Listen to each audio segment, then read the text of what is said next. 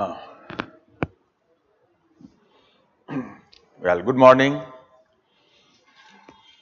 Now, before we start, I think yesterday after we ended the class, I had got some questions. Let me see what were those questions. And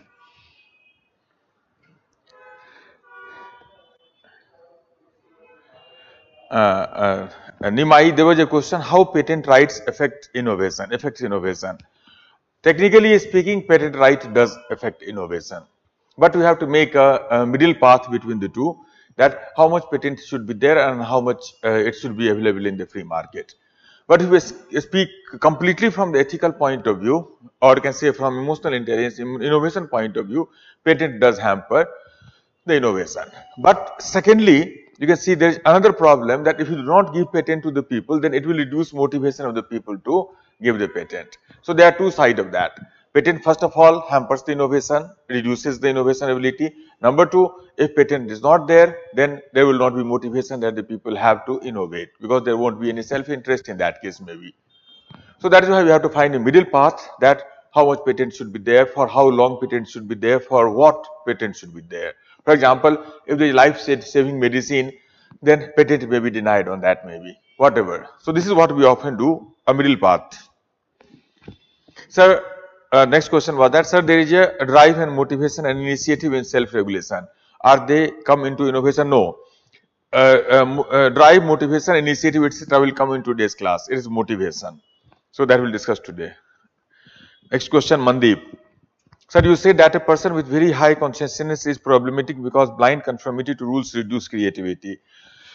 Can this be taken as criticism of the whip in the legislature? Yes, that can be taken as whip also, because that whip again same thing that I talked about earlier, that if you talk about whip actually reduces the independent thinking, that people have to blindly follow whatever the you can say the high command of the party says.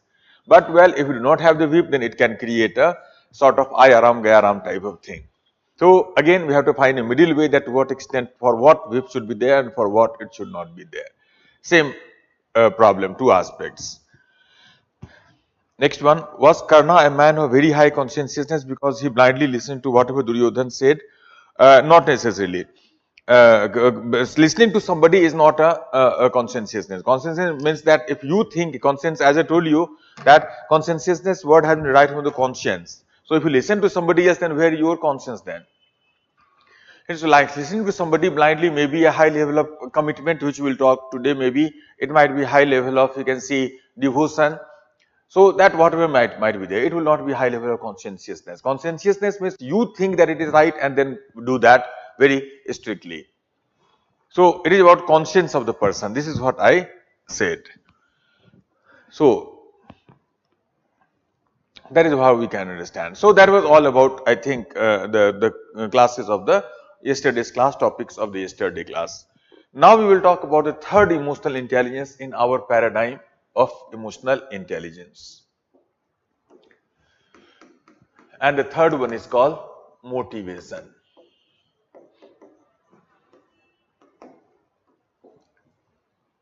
Motivation. Now motivation, as we had seen in our introduction class earlier, that motivation is our ability to use our own emotional status in order to improve our performance and get most out of us. So that is what we have talked about in the introduction class. Now in today's class we will talk a lot about what exactly motivation is, how do we conceptualize that, what are the various aspects of motivation, etc., etc. So let's start our discussion of motivation now.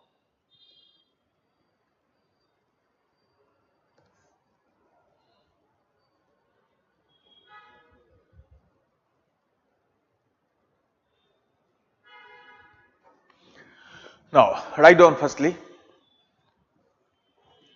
the internal emotional state, the internal emotional state in which our performance is best, internal emotional state in which our performance is best and most efficient, the internal emotional state in which our performance is best and most efficient is called flow. Thank you. Is called flow. So, flow is the word that we often use for this concept that we are going to explore in today's class here.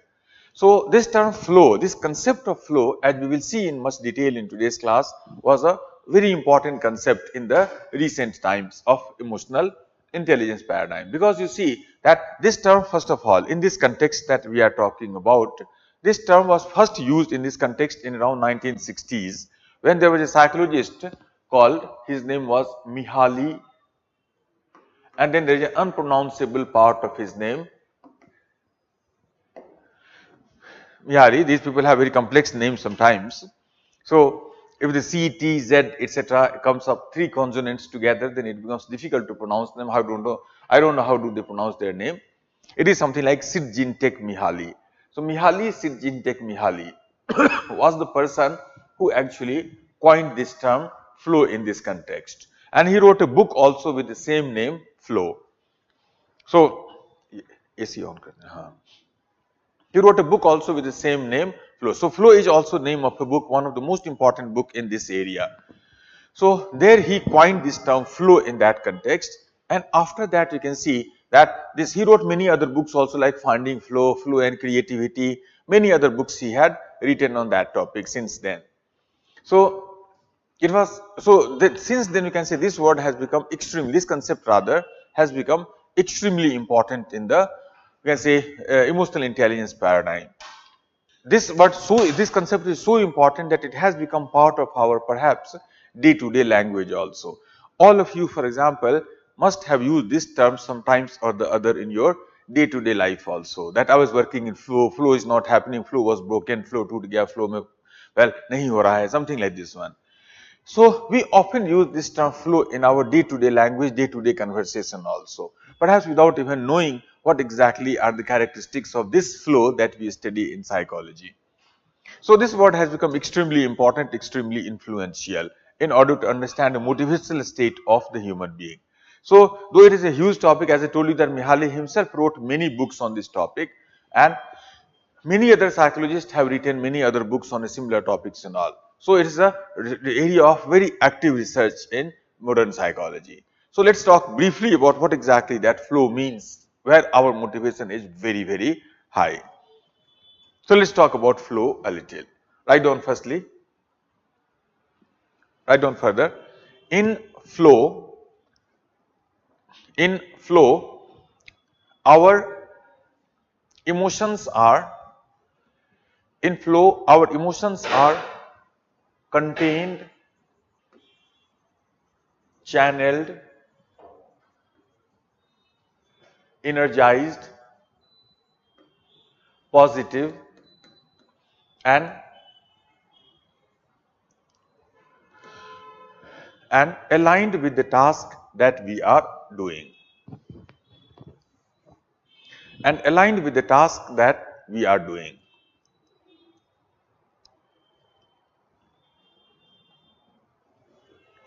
And aligned with the task that we are doing.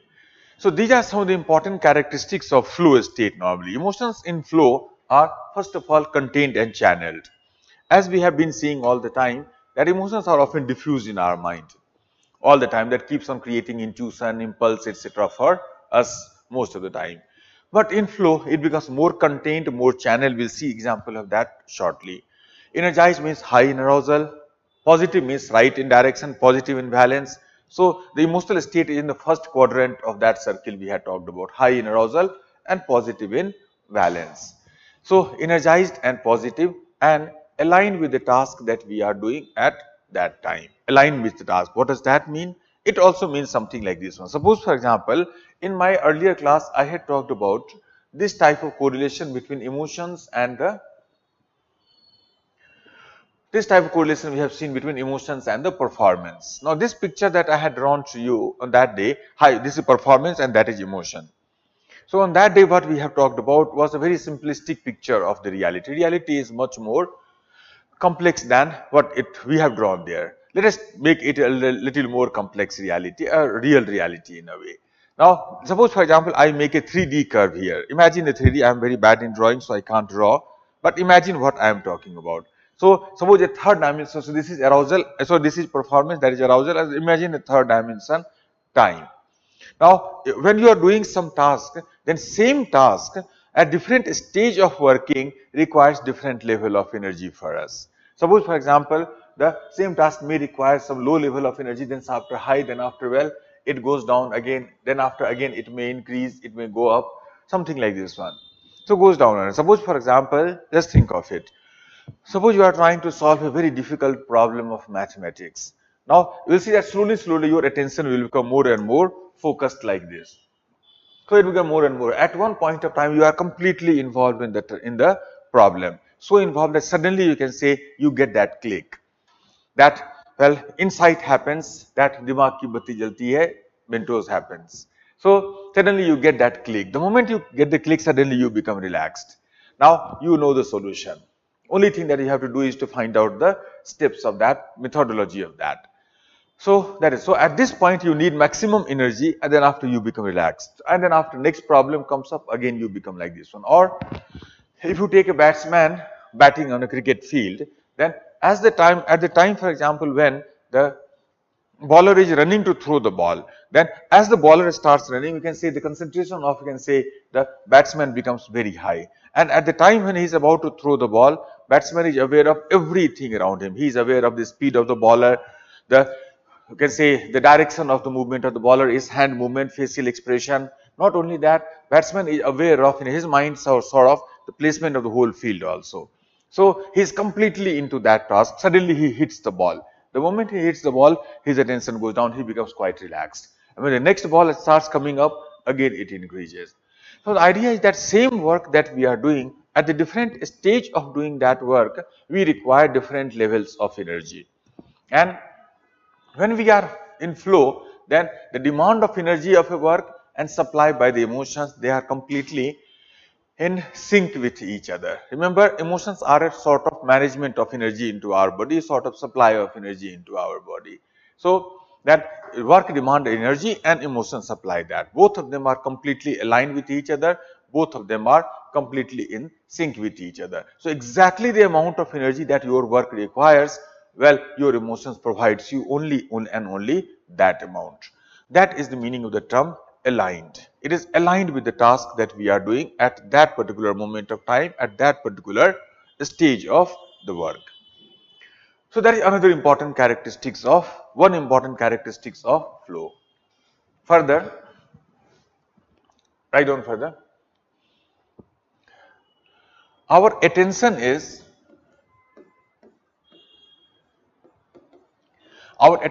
so strongly focused.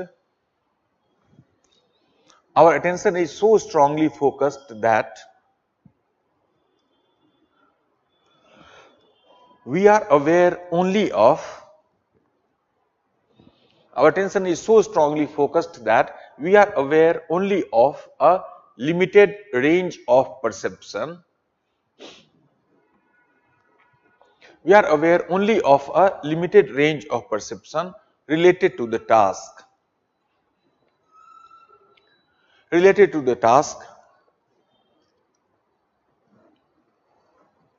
Related to the task. Full stop. We become so involved in the task.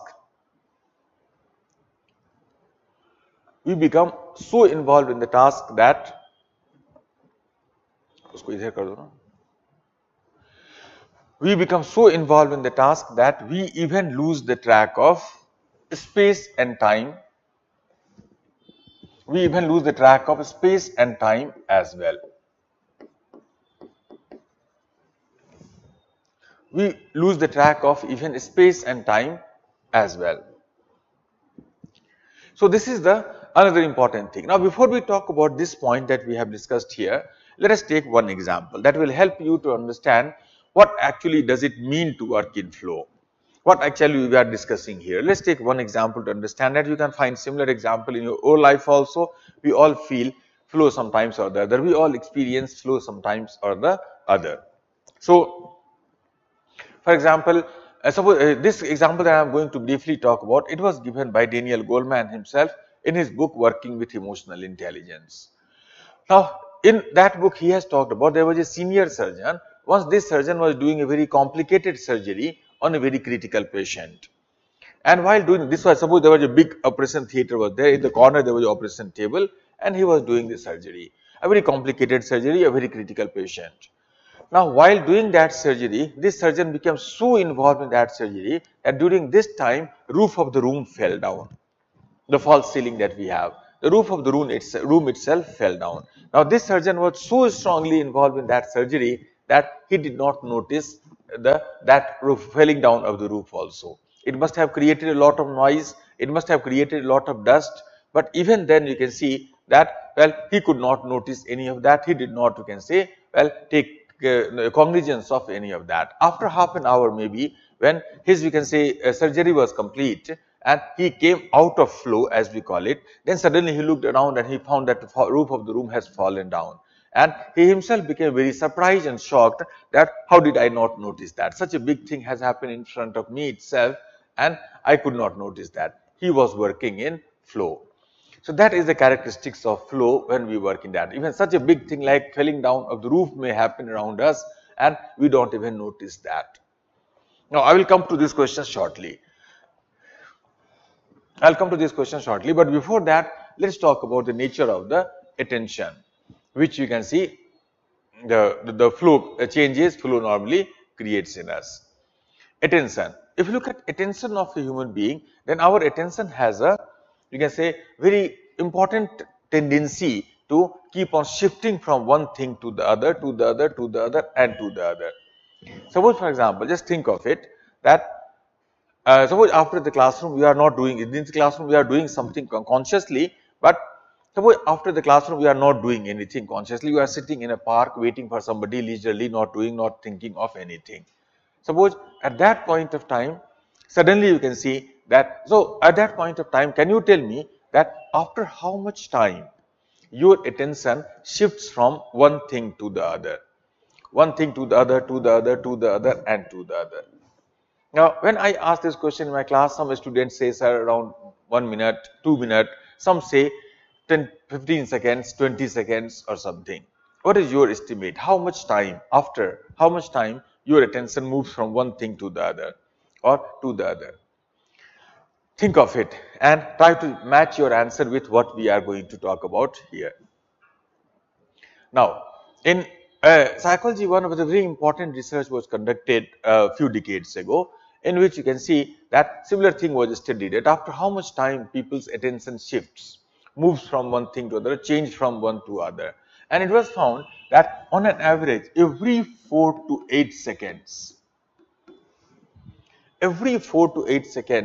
our attention moves from one thing to the other, 4 to 8 seconds is the standard attention span of a normal human brain. Our brain has evolved in such a manner that every 4 to 8 seconds, well, it goes to something else, to something. Any change happening in our environment changes our attention. So, suppose you are attending to this thing, again suddenly there is a sound on your side, your attention will go to that. Suddenly, suppose there is a light somewhere, your attention will go there. There is a movement somewhere, your attention will go there. There is a smell from somewhere, your attention will go there. There is a huff of air is there somewhere, your attention will go there. So, any change happening around us often shifts our attention. And you can imagine that it might have a very important survival function. This shifting attention has a very important survival function because our attention, by keep on shifting around, allows us to be aware of every change happening in our society, in our surrounding, because any of these change can be threatening for us. We must know which change is happening around us.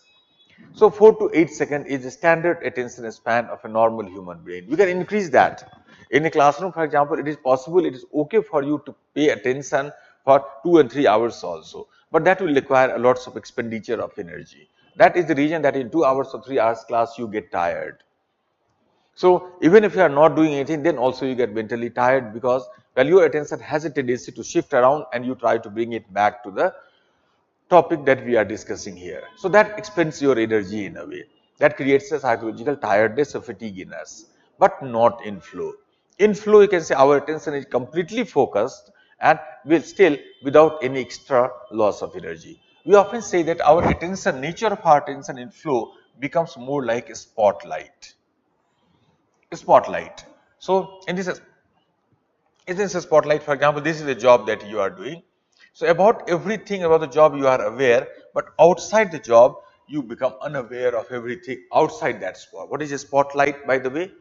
A spotlight is a situation. You must have seen a spotlight in the performances in a theater. Suppose there is a performance is going in a theater, the whole auditorium is dark, completely dark. Light is only on a stage and only on the performer. And as the performer moves on the stage, light also moves along with him. That is called a spotlight. Light is only on a spot, and with the movement of the spot, light also keeps on moving. So that is what happens in a spotlight situation. Now, when we work in flow, then our attention is more like a spotlight.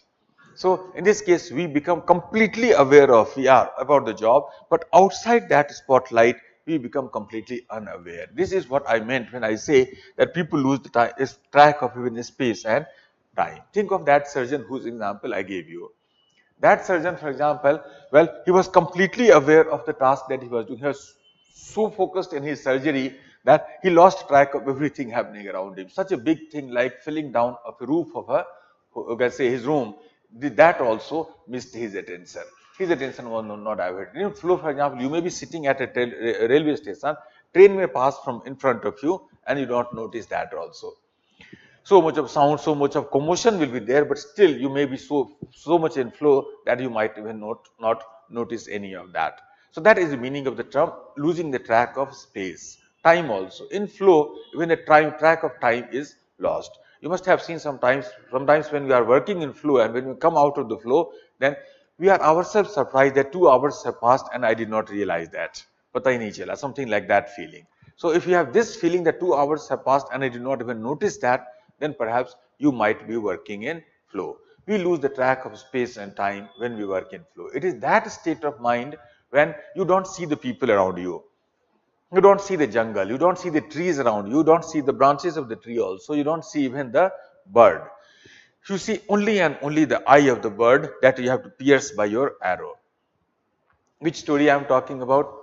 I hope all of you understand that. Story of Arjun in the Mahabharata. So there is a beautiful story in the Mahabharata that when the training of all the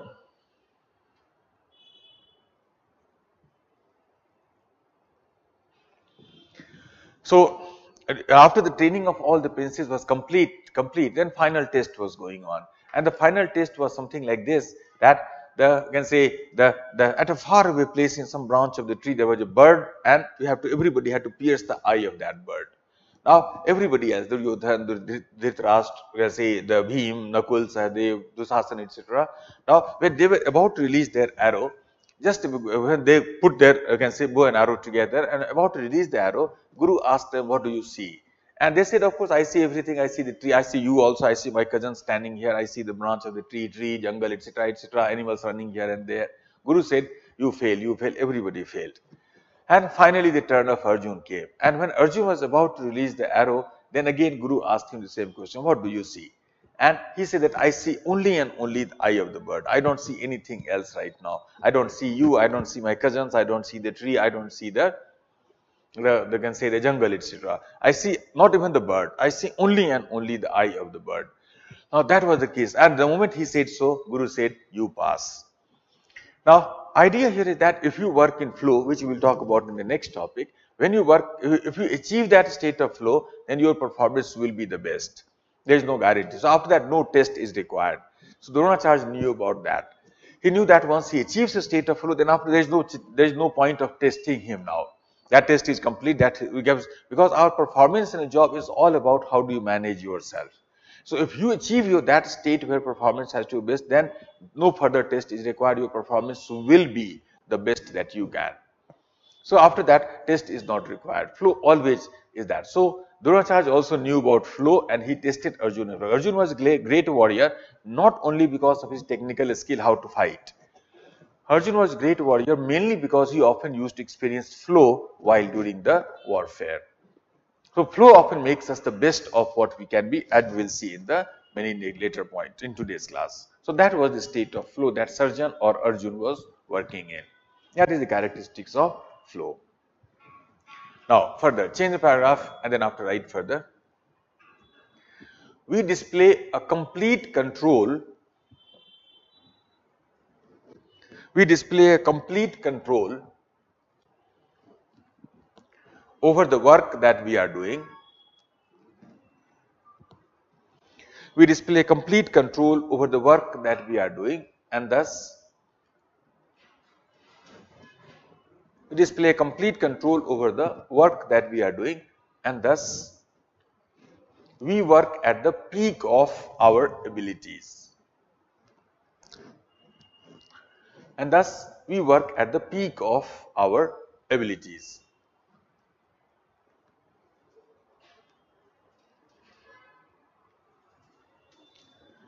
We work at the peak of ours. So this is another important characteristics of flow, that when we work in flow, then we display complete control over the work that we are. So that surgeon, when he was in flow, then he had a complete, he missed everything else around him, but he was in complete control of surgery that he was doing. It was not absent-mindedness. There is a difference between absent-mindedness and flow. In absent-mindedness, we don't notice anything. Our mind is absent. But in the case of flow, we become absent from everything else and we become completely present in one thing. So everywhere else attention is withdrawn and it is focused on one particular thing. So that is the difference between absent-mindedness and flow. So when this surgeon, he did not notice the falling of the say roof, then he was not absent-minded. He was in flow because he was in complete control over the surgery that he was doing. So that was an extreme attention, intense attention that he had about the work. Everything else was, well, out of his attention, and this alone became the complete focus of his attention. So Arjun, when he did not notice anything around, it was not he was sleeping or absent-minded. No, he was completely in flow because he had a complete control over the work that he was doing on his bow, arrow, the target, distance, everything was in complete, well, in his mind and all. Because of that, so since we display such a high level of control when we work in flow, that, well, we often work at the highest level of our efficiency. This is what Arjun did when Dronacharya told him that now you pass. That is the important characteristics of flow further. Another important thing is, write down further, change the paragraph and then after write further. Working in flow gives us a sense of spontaneous joy.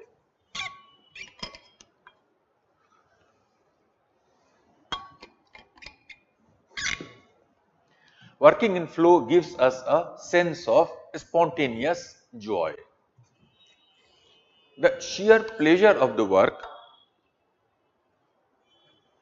itself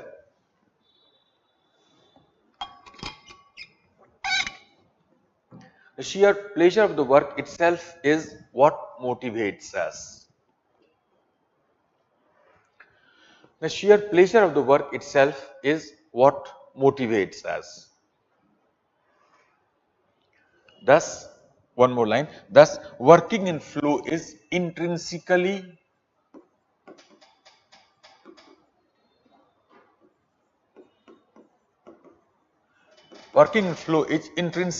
motivating.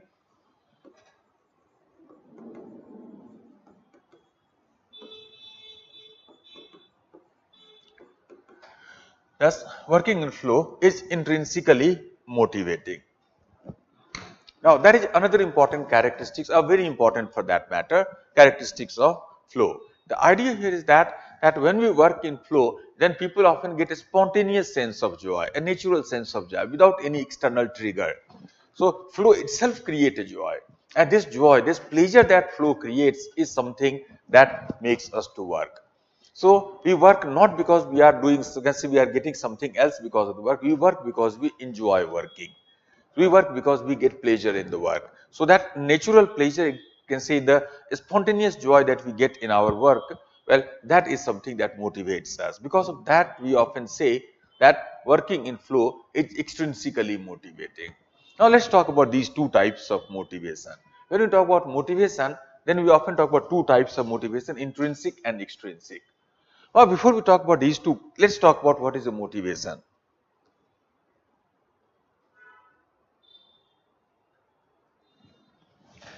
So let's talk about motivation. What is the meaning of the term motivation? With motivation, we have been talking about so many times in our class till now. Let's talk a little about that.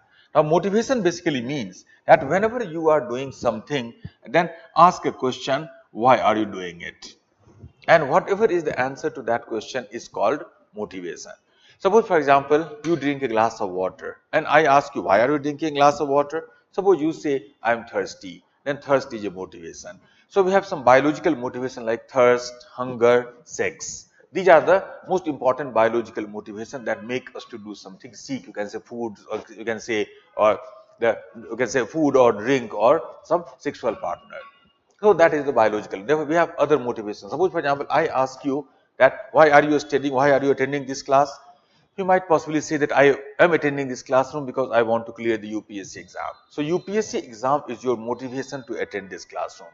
So, whatever you are doing, well, that is a reason for that, cause of that is called motivation. That is how we define motivation in a way. There are different types of motivation: biological motivation, psychological motivation, moral motivation, etc., etc. Now, if you look at motivation, motivation of a human being, then there are the two types of motivation here. One is called extrinsic motivation. What is an extrinsic motivation? Extrinsic motivation is the one in which the motivation of our work is, cause of our work is outside, somewhere else. There is something else in the environment which motivates us to work. Suppose, for example, again, I ask you that why are you attending this classroom? You say UPSC, I want to clear. Now, it is an extrinsic motivation because UPSC is outside you. That is what motivating you to create the, you can say, attend a classroom. If a student says that if you ask a student why are you studying? Well, a student say I study because I want to clear the exam. I want to get good marks in the test. Then marks is a motivation, extrinsic motivation. If you ask somebody why are you working in this office? Well, I work because I want to get a good salary, a good promotion. Then that will be extrinsic motivation because salary comes from outside, promotion comes from outside. So, or I want to create a good name for myself in the society, a prestige in the society. All of these are extrinsic motivation because there is something outside us which make us to do what we are doing. Now, extrinsic motivation has a big problem. Problem which is that since it is outside us, so some outside agent can change the condition and change our motivation also. Suppose, for example, if you study ethics only because you want to clear the UPSC exam, then UPSC, by changing the syllabus and question pattern, etc., it can actually change your motivation to study ethics in that sense. So that will be a, we can say, external motivation, external control that is there. On the other hand, there are some motivation which we call intrinsic motivation. That is the one in which the source of our behavior is inside us. There is something in us which motivates us to do that. Well, Kant said, for example, that the moral motivation must be intrinsic. Rationality should be our motivation, intrinsic motive. But here we say that in this topic that flow is the most powerful intrinsic motivation. So when we experience the flow, then after we don't need anything else to motivate. We don't need a salary, we don't need a marks, we do not need the exam. We do it just because we enjoy doing it. So enjoyment of the work itself is what motivates us in that case. That is what is the importance of intrinsic motivation and flow as an intrinsic motivation. So that is how we define flow in very brief term. Let us see before we proceed further some questions here. Biswajit, sir, during examination time is spent like cyclone. Is it because of flow? It might be, Biswajit. It might be. It depends on you whether you are in flow or you are in panic. In both the case, time shrinks. Next question, Madan Saha. Sir, you mean to say that flow is more than effective from absent-minded, highly effective. Absent-minded is not effective. Flow is more effective. Next question, Kaushik. Sir, how to achieve that kind of control or focus? We will talk about that in next topic, Kaushik. This is what we are going to talk about. Now, next important question that we will discuss here is that, change the paragraph and then after write further. Advantages of working in flow. Advantages of working in flow.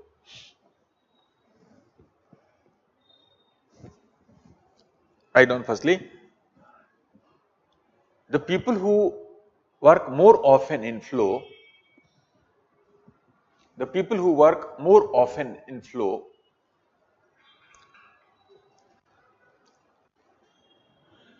People who work more often in flow have the following advantages.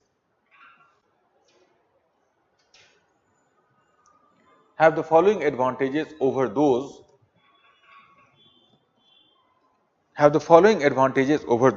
who work less often in flow.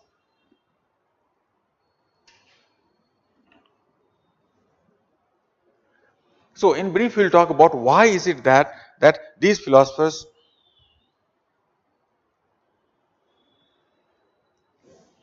so why is that these psychologists focus so much on flow? What is the benefit? What is the advantage when we work in flow? So let's talk briefly about that before we talk about how to experience such a flow. What are the conditions? Now, before we talk about the benefits of flow, advantage of flow, let's take recourse of a research. Now, there was very important research was done by Mihaly Csikszentmihalyi himself, the original propounder of this idea. What he did, that he took two groups of children, say A and B. Both of these children were same in every aspect, that they used to study in same school, same classroom, they have similar IQ also, and they have similar background in their family also, the socio-cultural, economic, educational background of the family, parents, everything was more or less similar, they were matched together.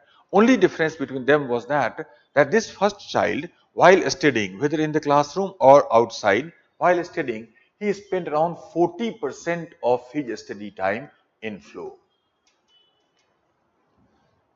40% of his study time in flow. And because of that one single difference, it was found that this child was among the topper in the class. So that is interesting thing, that in order to be topper in a classroom, you don't have to enjoy 100% of your study. 40% is enough. 60% must be extrinsic motivation. Remember, extrinsic motivation is very important. 60% can be that. So in a school, for example, marks is very important. Chocolates are very important that ma'am gives to the students. The smileys are very important. The stars are very important, and workplace salary is very important.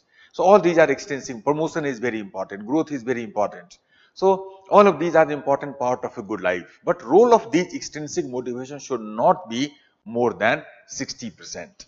60% may be extrinsic motivation, 40% should be intrinsic. Even if that you are able to maintain, then you will be among the topper in your classroom, you will be among the best performer in your workplace. So those children who spend 40% of their study time in flow, they were among the toppers in the classroom. On the other hand, these children B, for example, well, they spent around 15% of his study time in flow.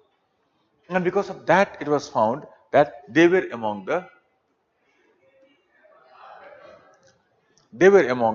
bottom in the classroom because of that one thing. So interesting part of this whole thing is that even in order to remain in the bottom of the classroom, well, you need to have at least 15% of flow, enjoyment of the study. If it is less than 15%, then you will not remain even the bottom of the classroom. Where would you be? You would be out of the classroom. Because even in order to remain in the bottom of a classroom, at least you have to remain in the classroom.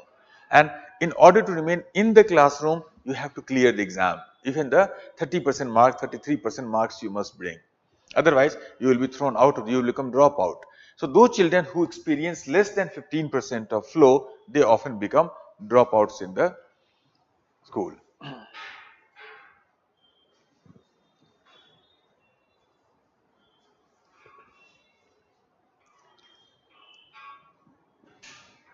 So this is what was found in that particular thing.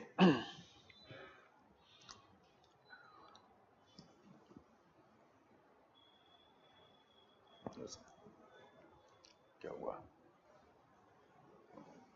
हाँ ठीक है. I'll wait for a few minutes.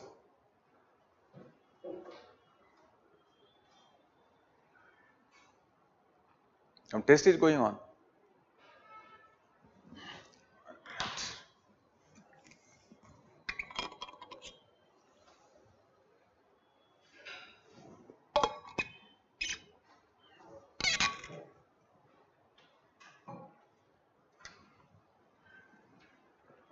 So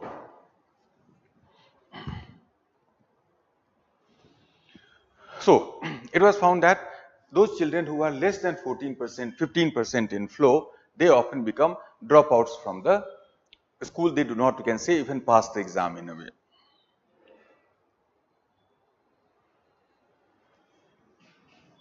That is what was found. So, and those, remember, those children who become dropouts, they are not the dumb children. They are not low in IQ. They might be high in IQ. Only thing is that they do not experience flow. They do not enjoy the classroom experience. Because of that, they often become dropout and they often are drawn towards the crime, etc.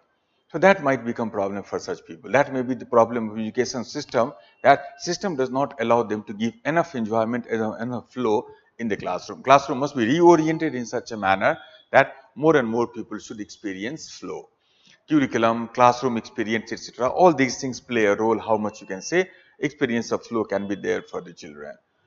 So that was found. So the question that we are discussing here is that well, what is the advantage that this person has over this person? So three advantages we will talk about. So write down further. First advantage. First advantage, that they they often work at the, they means children like A here. Well, let me see, there was a question, I think.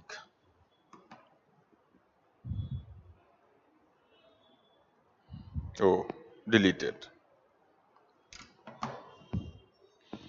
So first one, they often work at the highest level of their efficiency. So they often work at the highest level of their efficiency, peak of their efficiency. So that is the first important. Now next question is that what is the meaning of the term efficiency here? Do you remember efficiency? You might have studied in your physics classes, like say Carnot's engine. Well, I hope you remember that in your physics class you might have defined efficiency as the total output upon total input. That is how we define total output per unit input. That is called efficiency. Here also the word efficiency means exactly the same thing. What does that mean? In this case, for example, whenever you go to a workplace, for example, or the classroom, for example, we often give many inputs in that. What is your, suppose for example, if you take these classrooms like this, what is your input in this classroom? Of course, it is time. First of all, you spent many hours in this classroom. You put some effort, labor. That is an input that you are giving. You bring your IQ with you. That is your input. So in the classroom, you bring certain IQ with you. That often helps you to create a certain output, more or less. You bring your expertise, prior knowledge. So before coming to the classroom, you had at least 15 years of your school and college, can say, life.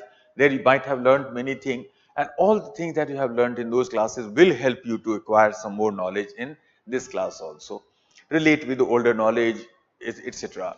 You have some, you bring certain experience also. Your personal experience, your experience inside the classroom, in the college, in the school, how to make note, for example, how to ask a question, for example. So these are the experiences that had taught you that how to be a part of a good classroom in a way, to take advantage of that. So these are experience, these are, you can say, the input that we have. So we all have certain input. In workplace also, these are the input that you time, effort, IQ, expertise, experience, qualification, etc. So these are the input, and output will be what? Well, your result in terms of marks or whatever criteria that you choose for the output. So that is how we define, can say, efficiency. So these children, for example, like A, these children have maximum output per unit input.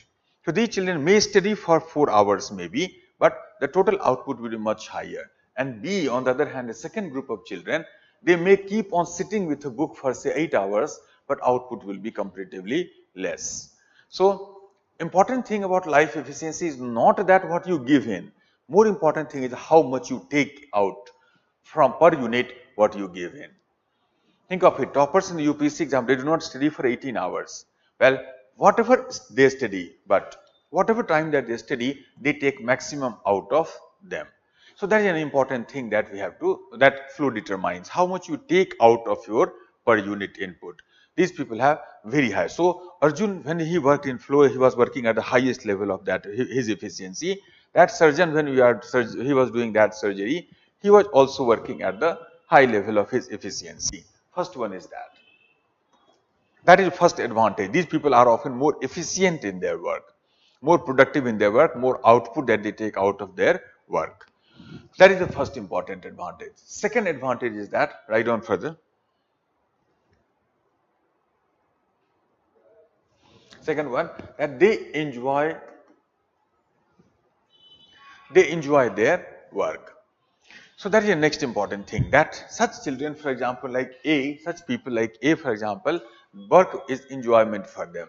They enjoy their work, they like their work and all. So they are the children, well, for them you can see the work, school experience is a, can say, enjoyable experience they will look forward to. They, on the other hand, B, who do not experience that much of flow, for them study is a punishment. There are many children I have seen that they are playing, they are very happy and in good mood. But the moment they tell them that let's go and study, suddenly you can see the change in their mood. That, yeah, again a study, from where it comes. So study is a punishment for them. Somebody asked this child that, do you go to school? He said that no, I am sent. Now that is an interesting thing, that they are the students who go to a school and they are the ones who are sent to a school. A school is a compulsion. They are forced into the school again. So they are the people for whom work is a compulsion, work is a punishment. They are the ones, B. They are the ones who say, thank God it's Fridays, weekends are coming, there are holidays. They, on the other hand, they look forward to the Mondays, where workplace. So they enjoy their experience of the workplace, a school, etc. They, on the other hand, for them, workplace is a compulsion, it is a majburi type of thing. So that is the difference. So an enjoyment of work is a very important part of good life, because remember, almost 10 to 14 hours we spend in our workplace, whether you are a student in a school or otherwise, you can say in a workplace. 10 to 14 hours a day we spend in the workplace. And if you don't enjoy that much, then how much of your time, of your life you are wasting. So that is one important. So these people enjoy their life, their work. They study their work, whatever you can see. And the last one, write down further, they are good in their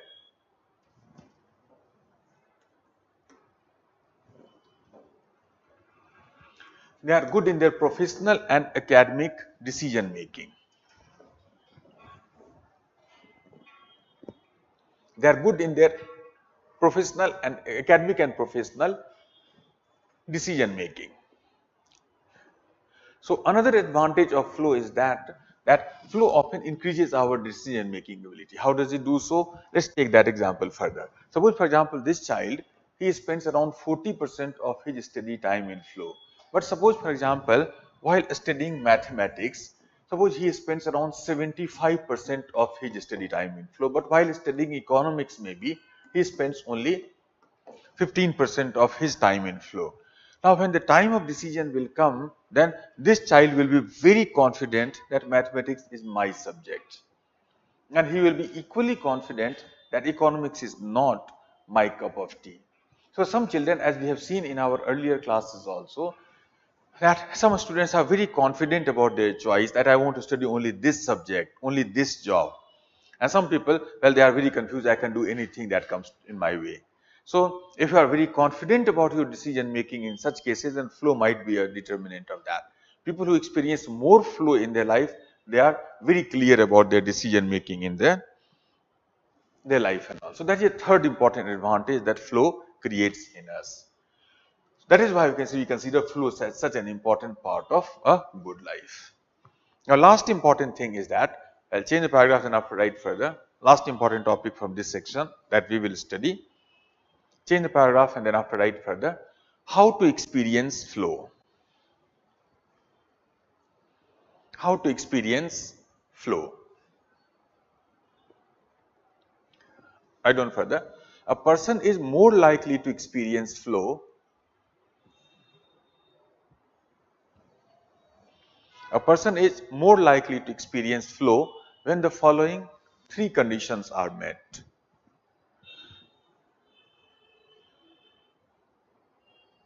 When the following three conditions are met.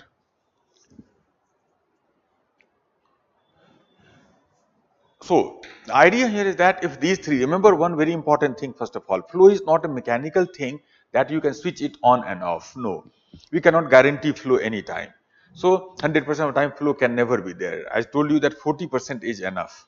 So, 100% flow is impossible. If you have 100% flow, for example, then you will become a computer, maybe a machine, maybe. So we are human beings, we have different type of mental state most or different times. So nobody, perhaps no normal person can have 100% flow. 40% is enough to make you the best of what you possibly can be. So we cannot guarantee that flow will be there, but we often find in our research if 3 important conditions are met, then well, flow is more likely to happen. What are these 3 conditions? Let's briefly talk about them. First one is that, write down, expertise. Expertise. Write down further. A person is more likely to experience flow. A person is more likely to experience flow when he or she, when he works in the area of,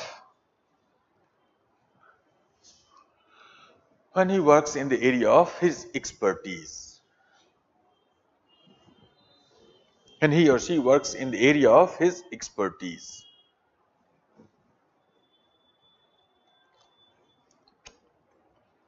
So that is the first important condition of flow that we have identified here.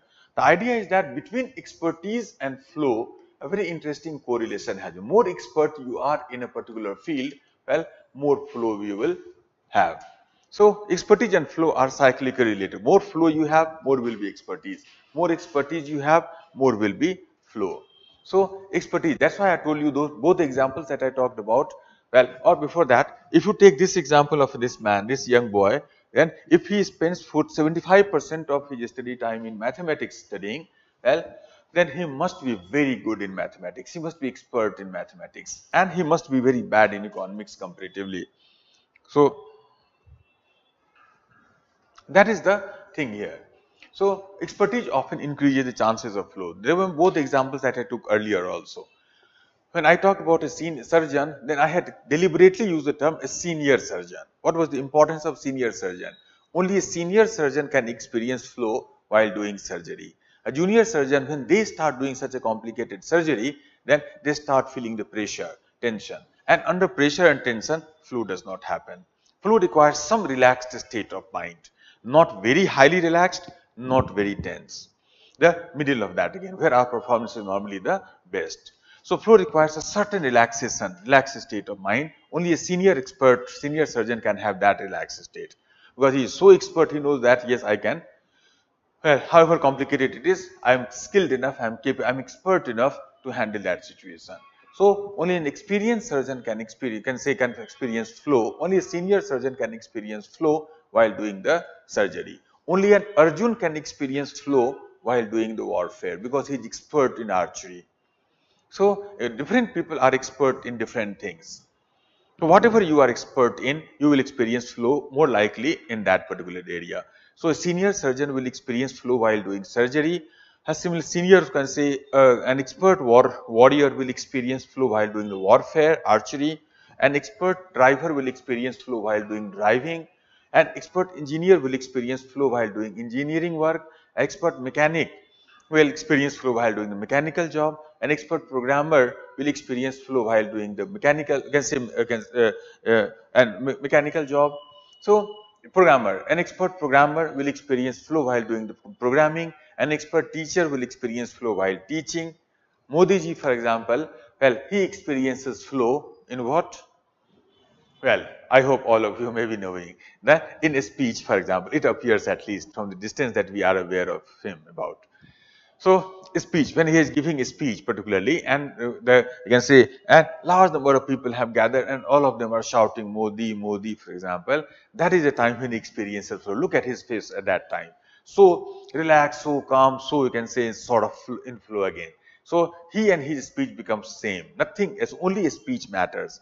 Nothing else matters. History does not matter. Facts do not matter. Only thing that matters is that, well, he will speak in a most effective manner that he is known for. So different people experience flow in different things. So somebody had asked this question, how to experience flow? One thing that you can do is to increase your expertise. So in whatever field that you want to work very hard, increase your expertise, flow will become more likely there. So that is the first important thing. Second important condition of flow is, write down, challenge. challenge. Write down further. The difficulty level of the work. The difficulty level of the work should be such that the difficulty level of the work should be such that it is challenging for the person. The difficulty level of the work should be such that it is challenging for the person.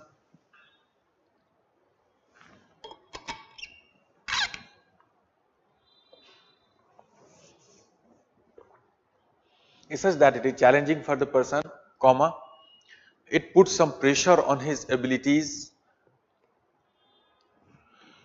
It puts some pressure on his abilities, and finally it enhances his or her, and finally it enhances his personal skill. And finally it enhances his or her personal skill.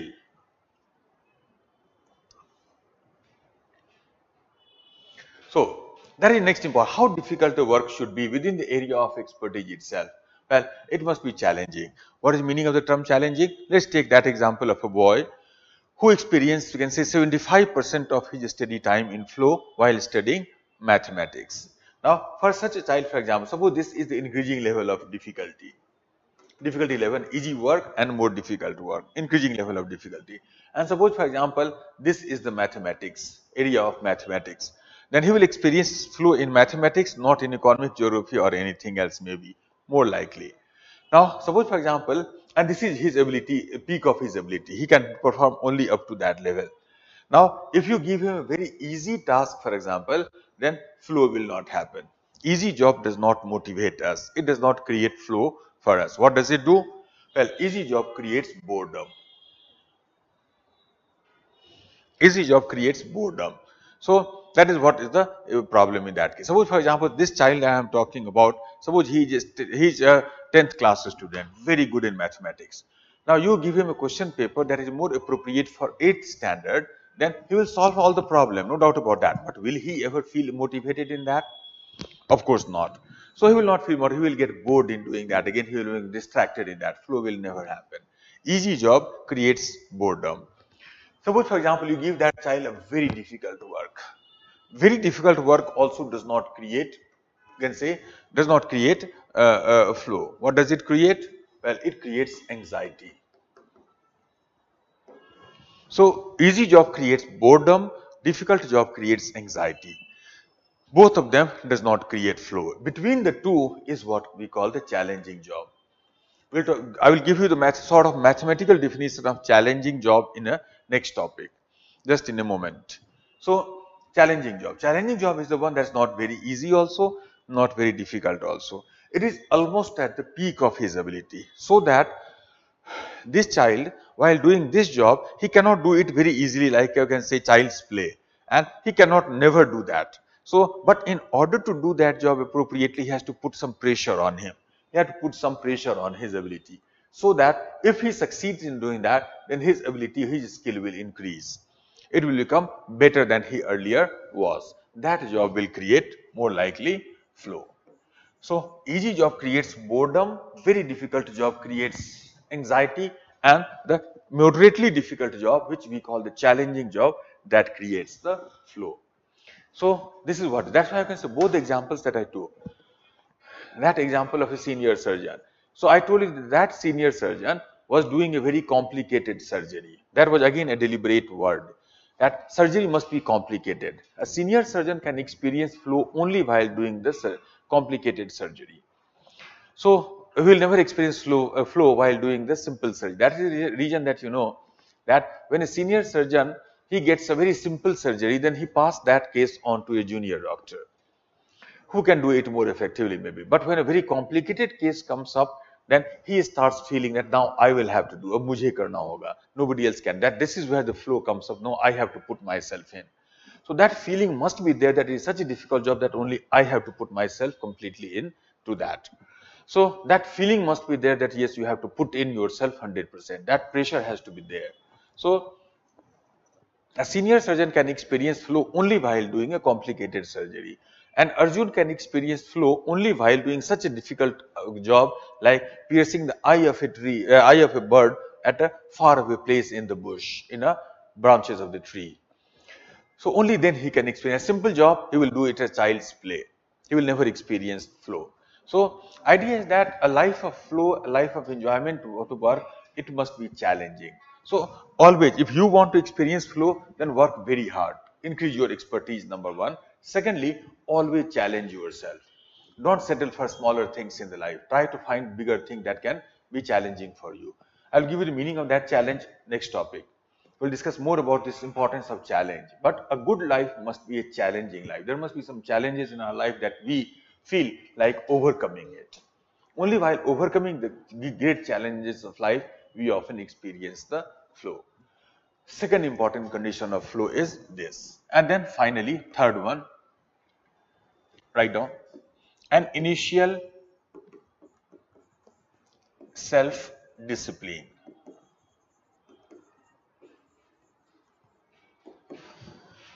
An initial self-discipline, I don't same line, continue with that. An initial self-discipline is required. An initial self-discipline is required to initiate the flow.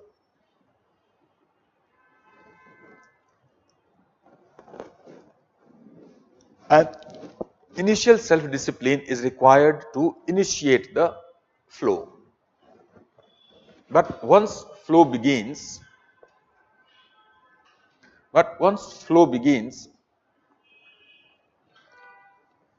then no such discipline is required.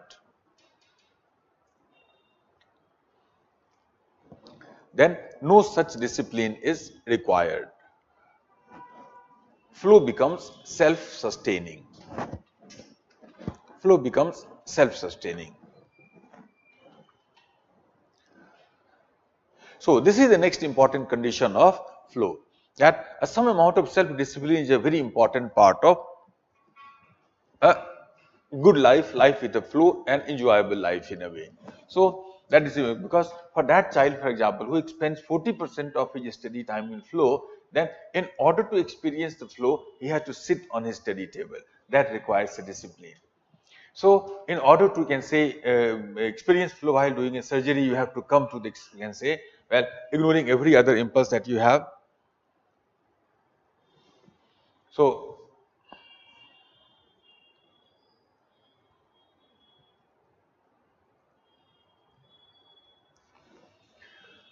that is required in order to enter the, say, removing every other impulses and all and start doing the work. Some discipline is a very important part of a life of flow.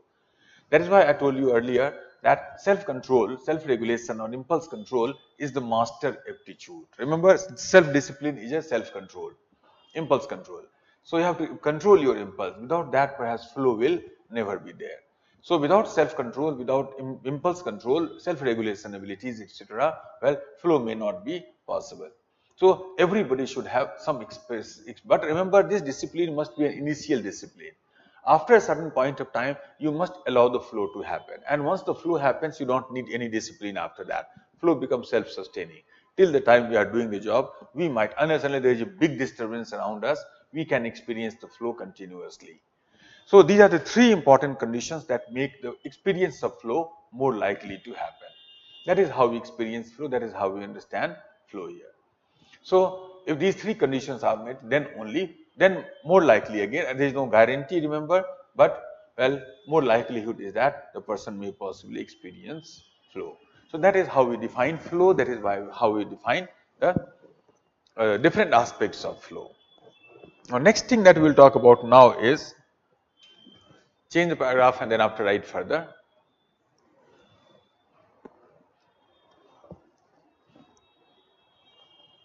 On the basis of motivation,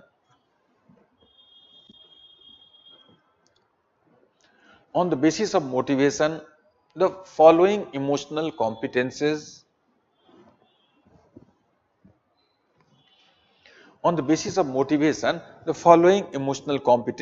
have been identified. The following emotional competences have been identified.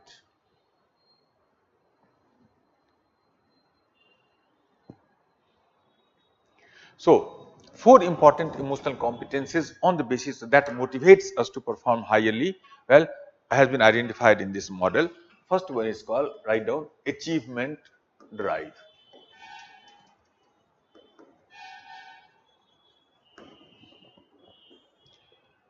Achievement drive or achievement motivation, whatever you call it. Write down firstly a simple definition of this.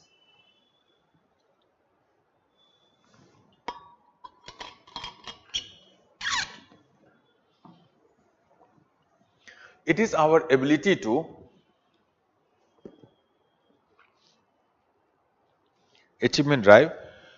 It is our ability to keep on improving our performance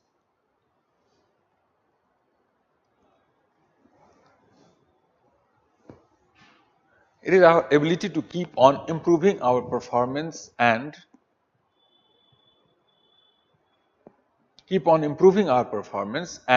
to meet a standard of excellence.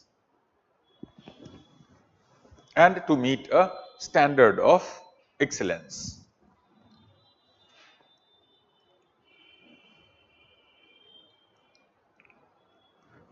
And to meet a standard of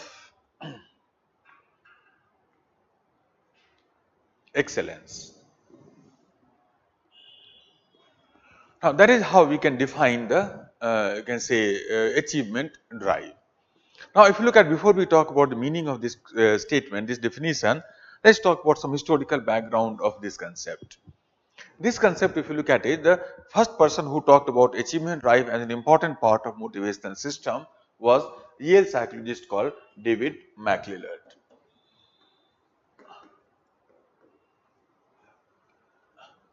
David McClelland.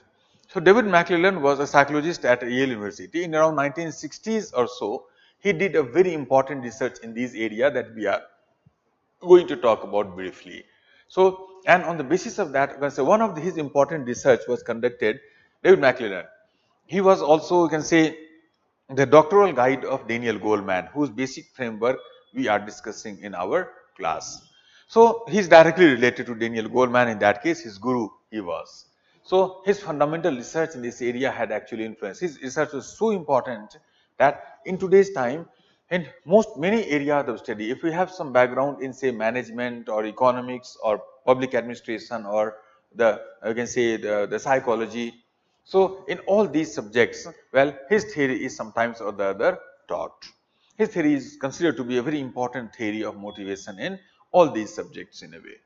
So, he was the person who actually proposed this idea of achievement drive. One of the very important research he had conducted in India also.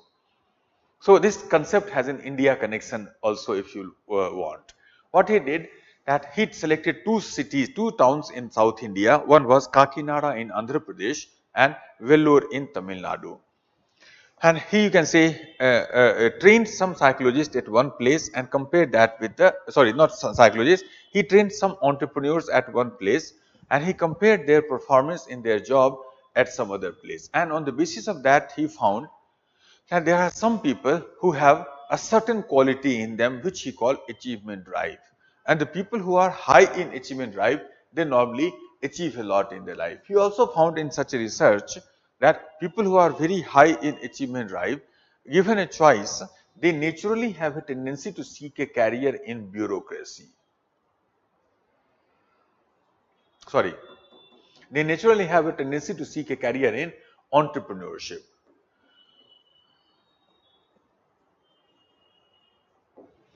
So, people who are high in achievement drive, given a choice, they often have a natural tendency to seek a career in entrepreneurship. They want to become an entrepreneur, they want to start their own business. They do not want to work under somebody else. They do not want to take orders from somebody else. And the only way to not take orders from somebody else is to, well, become an entrepreneur. Otherwise, when you are doing a job, then somebody will be your boss, he will give you orders and you have to follow that. So, only by being a businessman and entrepreneur, you can be your own boss, you can be your own master. So, they often have a tendency to become an entrepreneur, can say the businessman. This is what he found. On the other hand, he found that people who are low in achievement drive, then given a choice, they have a natural tendency to seek a career in, and you should not feel bad about it, bureaucracy. So he said that people who are low in achievement drive, they have a natural tendency to seek a career in bureaucracy, given a choice. And all of you are seeking a career in bureaucracy. So if his hypothesis is correct, then perhaps all of you might be already low in achievement drive. But don't worry about it. Today we don't believe in that hypothesis. It is an old theory, almost 60 years ago it was proposed. So today nobody believes in this hypothesis, but it is a fact that bureaucrats are normally very low in you can say achievement drive. Just as in the previous class yesterday we had talked about that bureaucrats are normally low in adaptability and innovation. Similarly, bureaucrats are found to be very low in achievement drive. But now we know that it's not that bureaucrats are bad as a person or quality in them. It is just that bureaucratic condition does not allow this type of achievement drive that we are talking about here. Just as yesterday we had seen that bureaucrats are not low in innovation. They become low only because of the bureaucratic condition under which they have to work. So, no risk, for example, criticism always, or you can say the surveillance or control, deadlines, all of these things are something that often keeps pressure on them, which ultimately reduces their ability to, well, take a innovative actions and all. This is what we have seen in here. Similarly, you can say here also it is a bureaucratic condition that does not allow the type of innovation achievement drive that we are talking about here to be expressed. And if you change the condition, then bureaucrats can also have lots of achievement drive. We will see about all of that shortly. So this is what is the history of this concept of achievement drive. Let's talk about what exactly this concept means. So change the paragraph and then after write further. The people who are high in this competence, the people who are high in this competence, number one, the people who are high in this competence, number one, they are result oriented, they are result oriented with a high drive to, they are result oriented with a high drive to achieve their object, meet their objective, to achieve their objectives.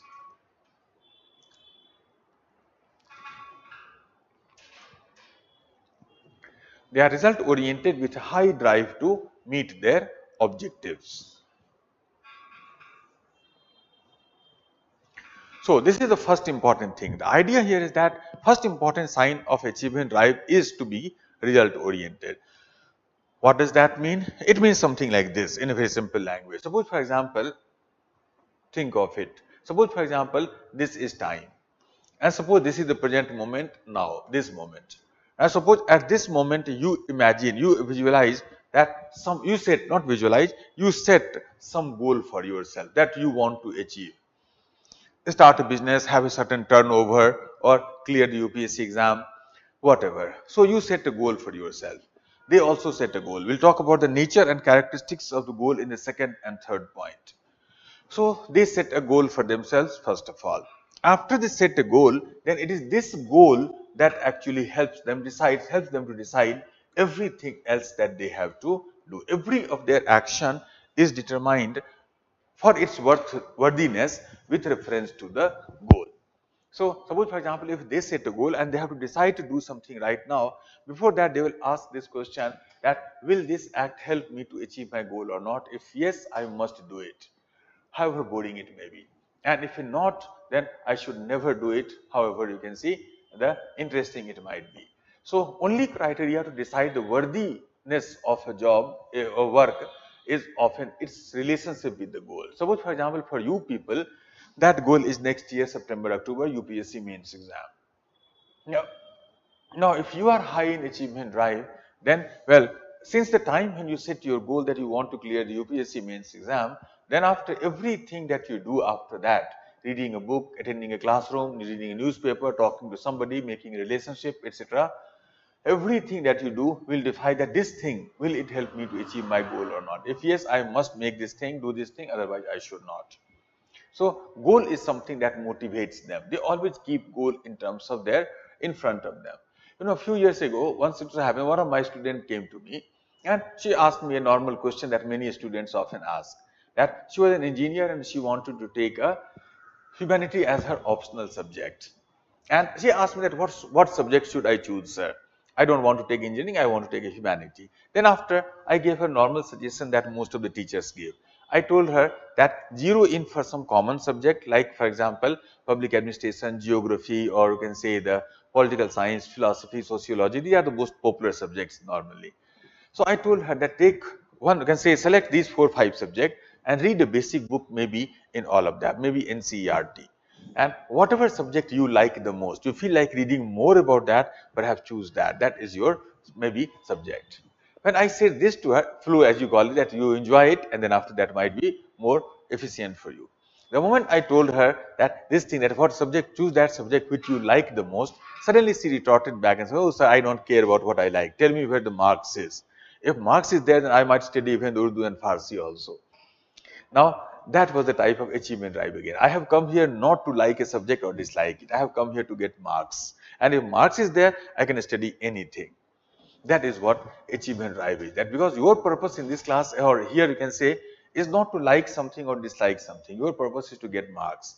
And whatever way marks come, you should do that. That is the attitude of a person with high achievement drive. If it helps me to achieve my goal, I must do it. I don't care about anything else, whether I like it or not. Liking and disliking will I see in the later time again. Life is, you can say, well, whole life is there. So here I have to achieve my goal first. Everything will come second. Goal motivates them. They always keep their goal in front of them. And so looking at the goal, they often keep their high. They often create a high for them. So that is the first important, this is the meaning of the term result oriented. It means simply that their action must have a result and that result must be with reference to the goal. So result must be with reference, must bring them closer to the goal that they have set for themselves. That is what their actions are for. First important thing. Second important thing is, write down further, they often set a measurable and quantifiable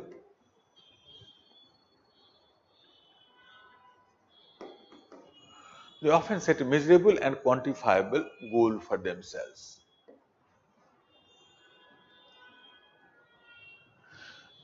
They often set a measurable and quantifiable goal for themselves.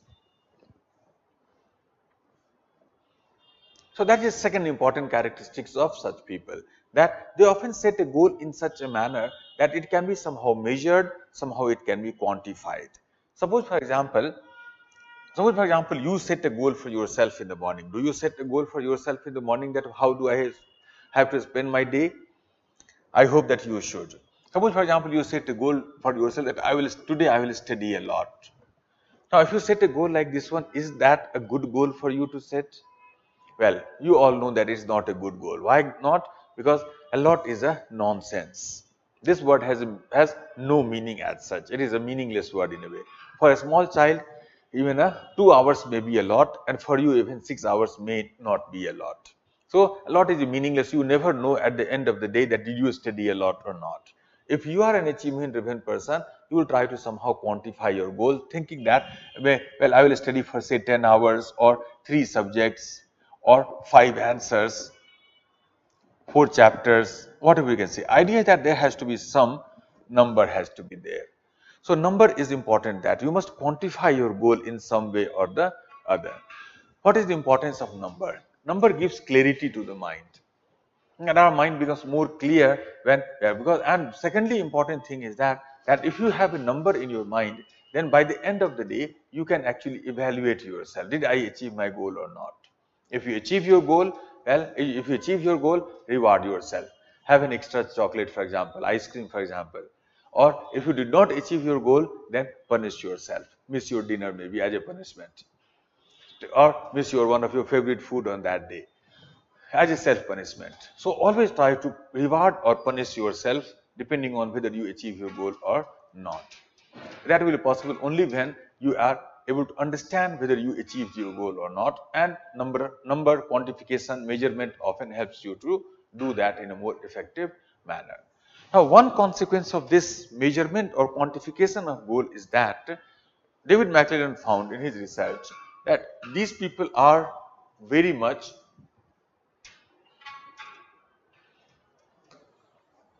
so he found that these people are very much, you can say, money minded. That is very interesting thing about these people, that they are very particular about the money that they earn. But money is important for them not as a source of luxury. Money is important for them as a measurement of their success very often. Just think of it. Some time ago, one of my friends posted a very interesting status on Facebook. He wrote there that he was talking about the wealth of Bill Gates. There are so many stories were there at that time, that how wealthy Bill Gates is.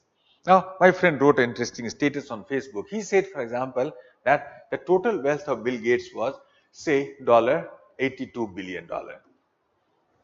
$82 billion was the total wealth of Bill Gates.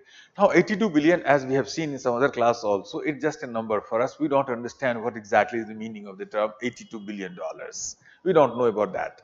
Now, my friend made a calculation. He said, he wrote there that Bill Gates has so much of wealth that if he spends, say, 6 crore rupees per day, then also it will take around 250 years to exhaust the total wealth that he has. 6 crore rupees every day, then also it will take around 250 years to exhaust the total wealth that he has. That is the amount of wealth that Bill Gates has, my friend wrote. Then after he wrote further that even then Bill Gates works around 14 hours a day. Even after having that much of wealth, he works around 14 hours a day. Moral of the story, my friend wrote, moral of the story, ye raha hai, mad person. Now that is our thinking. We often think, oh, we have so much of money, why is working so hard?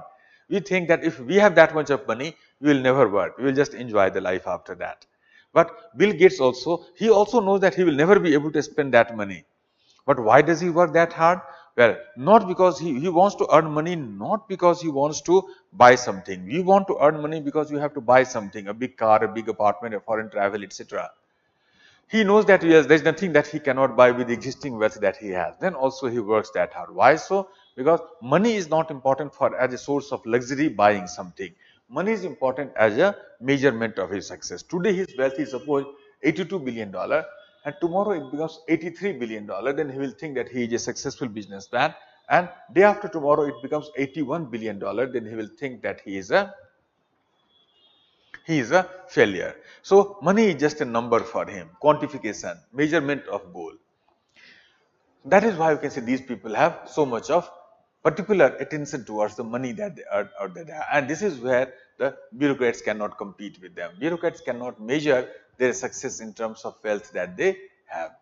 Of course, that will make them most corrupt officer in the country. That is why you can say David McClellan found that bureaucrats do not have that tendency to, well, quantify their success in that way, particularly in terms of money. But today you can say that in government work also we often try to quantify our, you can say, work. Let's take some example that we often use that. How do we try to quantify our, well, success or our goal maybe? Think of it. Some examples. You know, a few years ago, almost 6 years ago, 7 years ago maybe, before the last UP election, 2017, I think that UP election has happened. Before the last UP election, before the, you can see when the Akhilesh Yadav was the chief minister of UP, then you can say, of course, election was announced, and the chief minister, as the chief minister of UP, of course, he used to give many interviews to many TV channels. And in all those interviews, when people used to ask him, what is your biggest achievement as a chief minister? Then he often used to talk about many things, Yamuna Expressway or whatever, what not.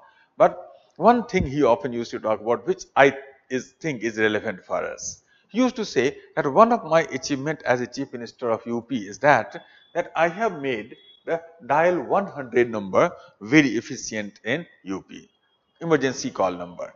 And then after he used to make a claim, I don't know how true his claim was, that he used to make a claim that if you make a call on 100 number from any part of UP, Uttar Pradesh, then, well, within 15 minutes,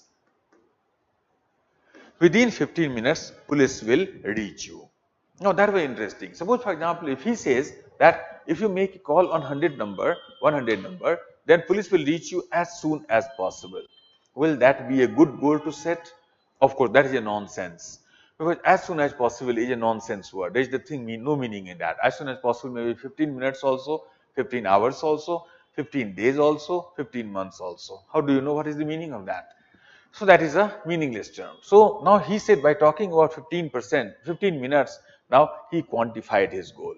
Then after, what is the impact of that will be? Impact of it will be that at the end of the year, government can actually decide that throughout the year how many calls were made in the whole state and how many times did police reach on time. Suppose for example, if the police were able to reach on time 70% of the time, then that could be considered that the department was successful. And if it is less than 70% of the time it could not reach on time, then it is a failure of the department. So the whole police department success and failure can be measured in terms of number of calls made and how many times it was actually attended within time. Not only department of the, every district can be indexed now. Which district performed better in the percentage of calls attended on time, which district did not perform. Not only district, every police station and every police officer in charge can be actually now checked, that in which police officers area, for example, in which district, in which taluka, in which you can say the police station, well, maximum number of calls were attended on time. So starting from the lowest level to the highest level of department, everywhere now you can have one criteria to measure how successful the department was. That was a quantification of, well, goal.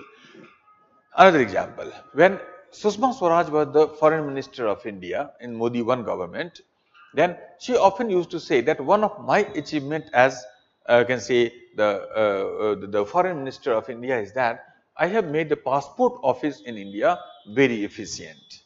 And she used to say that today the passport office is so efficient that if you apply for a passport in India today, then within 40 days or 45 days, exact I don't remember, 40 or 45 maybe, whatever. So within 40 days passport will reach your home. Now that was interesting, because earlier if you have some experience of getting the passport done, then you know that once you apply for a passport, then you will never know how long it is going to take. You keep on running to the passport department, police officer in order to expedite your work. Now the time was set. Not only 40 days was set, every intermediate work was also decided that which work should take how much time. For example, police verification should not take more than 5 days. Now earlier you can see that police verification was our botheration, that after applying for the passport we used to run to the police officer asking them that please verify us, I want to get my passport done. So we used to consider on that. Today you don't have to run to the police. Now police officer will run behind you that please sir, get yourself verified, I have to give report. Because if they do not give report within 5 days, there will be a question from them, there will be accountability for them. So now they are more concerned, we don't have to be. So every intermediate work, that this work should not take more than 3 days, 5 days, 10 days, 12 days, 7 days, whatever. And overall process should not take more than 40-45 days. After that, every stage of passport making became more and more efficient. Or let's take another example. If you go to any bank today, then in the lobby of the bank itself you will find that there will be you can see the citizens charter will be there, and in that citizens charter it will be written that what work you want in this bank. Suppose for example, if you want to get a passport or new account open, for example, then it should not take more than 30 minutes. If you want to get a check in cash, then it should not take more than 10 minutes, etc. Every work is quantified in that case again. Do you think that after making this type of time limit, or you can say deadline, do you think that every officer in the bank will become more efficient after that in their work, in their attendance, etc.? Yes, it was actually found. So the idea is that as a civil servant, we may not quantify our work in terms of money like Bill Gates, but we can still quantify our work in terms of number of days, number of minutes, number of hours, number of files that we clear, number of projects that we handle, but number is important. So the idea is that one sign of achievement drive is that in whatever way they try to measure their goal, they try to quantify their goal. Measurement is a very important part of good performance. You know, there is a famous quotation of Galileo. Galileo, one of the founders of modern science, he said that, well, whatever can be measured, measure it. If it can be measured, measure it. If it cannot be measured, make it measurable. Measurement is the key, he often used to say. So if it can be whatever you are doing again, if it can be measured, measure it. That is the first step. But if it cannot be measured, convert that, make it measurable. Force could not be measured. Newton make it measurable by correlating force with mass and acceleration, which can be measured.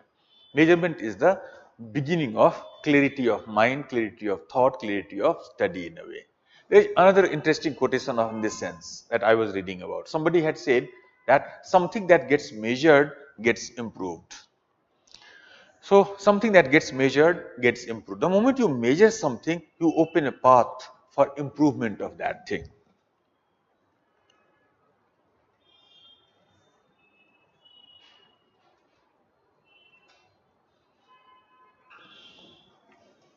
So this is what we can see the measurable or quantifiable aspect is. So that is a second important aspect of characteristics of the achievement drive. Then there is a third one. Write down further. They set a challenging goal for themselves. They set a challenging goal for themselves and take a calculated risk in that. They take a challenging goal for themselves and take a calculated risk in that. Now, this is the next important thing, that they set a challenging goal. What is the meaning of the challenge? Challenge we have talked about in the previous topic also. So, they set a challenging goal for themselves. Number one. What is the meaning of that challenging goal? Now, in order to understand the meaning and importance, the nature of challenge, David McClellan did a very interesting experiment further at his Yale University. You can see the lab. Now, what he did, that he selected, so first of all, a game of bowling. Game of bowling, you know that there is a target here, peg here, and you have to throw a ball so as to touch the maximum number of peg, or a ring throwing game, that there is a target there and you have to throw a ring over the target. Some distance throwing game. Now, what he did in that case, that suppose for example this is the ground, and suppose for example this is the target. In the actual game, the distance from which the balls are thrown, that is fixed. So that is fixed in that. But in this improvisation of the game that he did,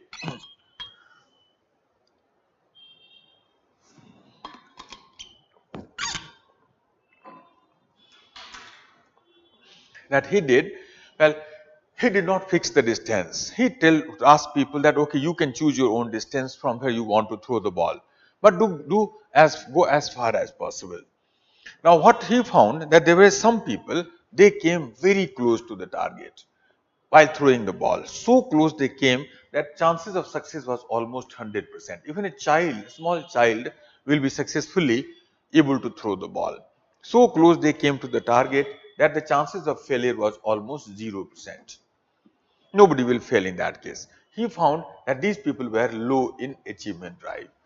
So the people who are low in achievement drive, they often select a very easy task for themselves. Very easy task. They do not take any risk in their life. So if you do not take any risk in your life, then you will never achieve anything in your life. Risk is a very important part of a achievement oriented life. So some people never take any risk and all, they never go beyond what they can easily accomplish. He found that they are low in achievement drive. On the other hand, he found that there were some people, they went very far from the target, so far from the target that chances of success was almost 0%. So far they went that even a world champion perhaps would not be able to throw the ball on the target. Chances of failure was almost 100%. He found that they were also low in achievement drive. So people who are low in achievement drive, they often select a very difficult job for themselves. Very difficult. They are the ones who take almost sort of wild risk in their life. So if you take wild risk in your life, then of course, well, you may sometimes as a gamble succeed, but chances are high that it will result into the failure, because it is so difficult that chance of failure is almost 100%. He found that they were also low in achievement. So people who are very low in achievement drive, either they select a very easy task with 100% success chance, or they select, interestingly and paradoxically, ironically, very difficult task where the chance of success is zero. We'll see the similarity between these 2 points in the next case. Now, but there were some people, they were more calculated. They came a little closer, farther and all, and they finally settled at a point where the chances of success was almost 50% and the chances of failure was also almost 50%. This is what we mean by challenging goal. That is the meaning of the term calculated risk. So risk is very important part of your life. Risk you must take, but you must take a calculated risk. You should not take a wild risk in your life where chances of failure is high. So risk must be calculated, how much risk you are able or willing to take. That is a very important part of a achievement oriented life. Challenging work. What is the meaning of challenge? Challenging work. Challenging work is the one which is where 50% chance of success is there, maybe a 50% chance of failure. So in order to increase your success chance, you have to work very hard. So that pushing your boundary, this is what we have talked about in the previous class, that creates flow. Pushing your boundary is something that creates the flow. So again, I defined a challenging job as a job which is difficult but within reach. Easy job, difficult but you can say outside reach, and challenging job is the one which is difficult but within reach. So difficult it is that we have to work very hard to achieve that. But well, if we work very hard, then we can possibly, it is not so difficult that we can never achieve that. So people who are very, can say, who often select easy tasks, they often succeed. But that success is not an achievement. There is a difference between success and achievement. Just think of it. Suppose, for example, I ask you 2 plus 2 is equal to what? All of you will succeed in that answer. You will succeed in that. But will that be an achievement for you?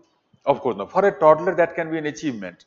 But for you, it is a success, but not an. It is so easy that, well, there is 100% chance that you will succeed. Even in sleep, perhaps you will give the right answer. So there is no chance of achievement. It is a success without achievement. It is failure without achievement. It is success with achievement. That is how we understand the achievement oriented goal. So that we'll come back to this point, the experiment once again. But before that, write down the last point. Another point, not last, fourth point. Write down further. They are motivated by a hope of success rather than a fear of failure. They are motivated by a hope of success rather than the fear of failure. Now this is another very important aspect of achievement drive, because if you look at our motivation, then there are two motivations that we have. Some people are afraid of the failure, fear of failure. There are many students I have seen who prepare for the UPSC exam in Delhi, also because when they think, where they work hard, but they work hard because they think, if I do not work hard, then I may not clear this exam. And if I do not clear this exam, then what will happen? Then they think that what people will say, I have spent so much of time, so much of money, what parents will say, what the relatives will say, everybody will make fun of me maybe, what face I will show to the people, how will I go back to my home. So they think about all these, you can say, the eventuality of not succeeding. And when they think about such eventuality, then they are very afraid. And because of that fear, they start working. They may succeed, but that will not be achievement. On the other hand, there are some other students who think that, well, if I do not, can say, succeed in this exam, so what?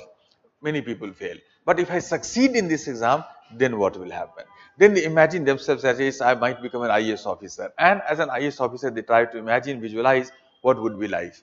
That I will have so much of power, so much of authority, so much of opportunity to work and bring about a change in the society, so much of prestige in the society, so much of space in the society, so much of money. No, money should not be your motivation here, but at least those other things again. When they think about those things that they get as an IAS officer, then they feel, then yes, I have to do that. And that ultimately motivates them. So idea that hope is their motivation, fear is not. Failure does not demotivate them, success motivates them. That is why it is a positive motivation in that case. Because people who are low in achievement drive, well, they are often motivated by a fear of failure. And because of the fear of failure, sometimes they select a very easy task like that. Very easy task like that, in which there is no chance of failure. And if there is no chance of failure, there is no need to be afraid of. So that's why they select a very easy task, they avoid the failure. But interestingly, that such people who are low in achievement drive, they sometimes select a very difficult task, in which chance of failure is 100%. But in that case, they will fail, no doubt about that. But they can attribute their failure to the difficulty of the task. I failed not because I am incompetent. I failed because task was so difficult. So everybody fails. There was a story, you must have heard about such children very often. There was a child who came from his school to his home. His father asked, what happened to your result? Today was your result day. The child said that, well, Papa was son of Sharma uncle failed. The father was surprised, very sad. What about your result? Then Papa, son of Tiwari uncle also failed. Well, very sad. What about your result? Papa Chaudhary uncle's son also failed. Very sad. What about your result? Now the child counted the name of 10 children in the whole society, all of whom have failed. Now father got very irritated. He said, okay, I understand they all failed. What about your result? You tell me about your result. To which the child said, Papa, I also belong to the same community. I am not come here from outside. Now, this was the, you can say, the argument of such people, that what was the point of counting the name of 10 children who failed? Well, by counting that, he was actually trying to prove that examination was very difficult. It's not my problem that I failed, it was the ma'am's problem who gave a difficult question. So everybody failed, so what, I also failed. You justify your failure, you try to find an excuse for your failure. So if you try to justify your failure by thinking about the task is very difficult, then that is a sign of low achievement drive. That is one of the reasons that that many students prepare for the UPSC exam also. Because think of it, how many people appear in the UPSC exam every year? Well, around 5 lakh people. How many people finally get selected? Around 1,000 people. So 4,99,000 students fail. 4 lakh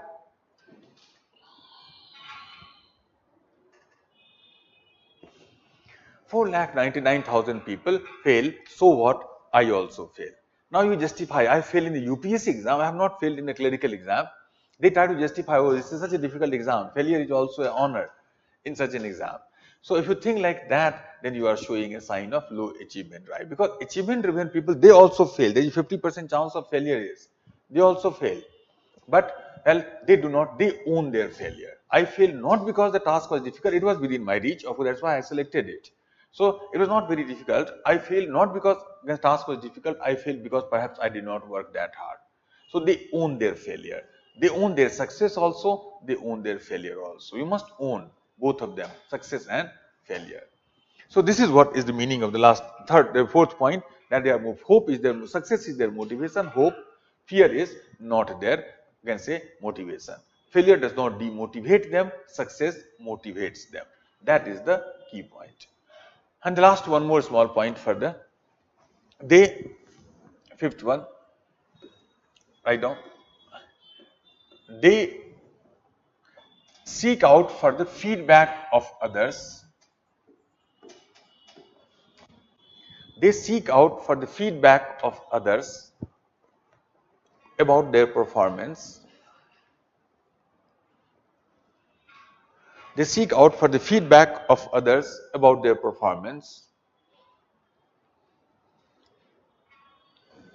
and look for various information about their job. And look for various information about their job.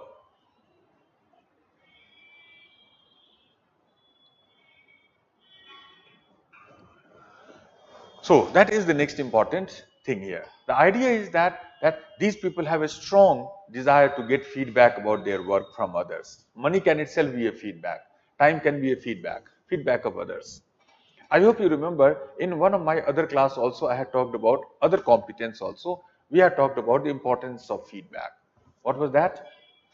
I hope you remember it was about the, you can say the accurate self-assessment. So there we had seen that people who are very high in accurate self-assessment, they also have a strong need for feedback from that ultimately allows them to make a proper assessment of their strength and weaknesses. These people also have a strong feedback, desire for a strong feedback. That ultimately makes them high in accurate self-assessment also.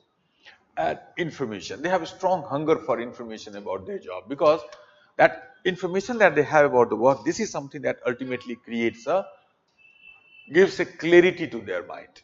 So that clarity of mind is a very important part of an achievement oriented life.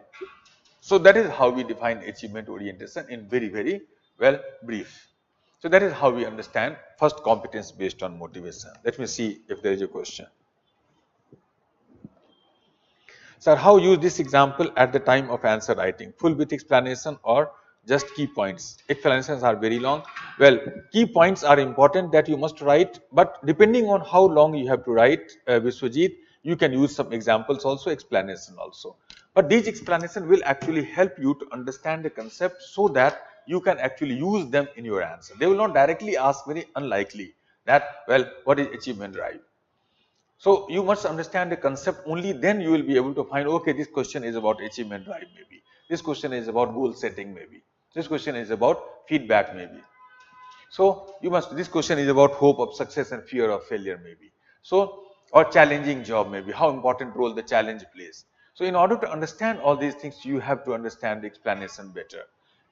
Understand explanation, remember examples, and depending on what is the requirement of the question, you decide yourself where to use what and how much. That is the first competence based on motivation. Then another very important competence that we will talk about now is, write down, commitment.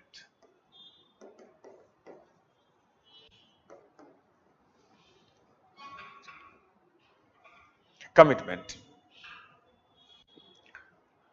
Another very important competence, particularly from the UPSC point of view, because a few years ago there was a direct question on this topic, that write a short note on commitment. So there was a question, there can be more question on that also. Let us see what exactly commitment is, how do we understand commitment, and how important role does commitment play in our life. Write down firstly, it is our ability to, commitment, it is our ability to align, it is our ability to align our personal goals and values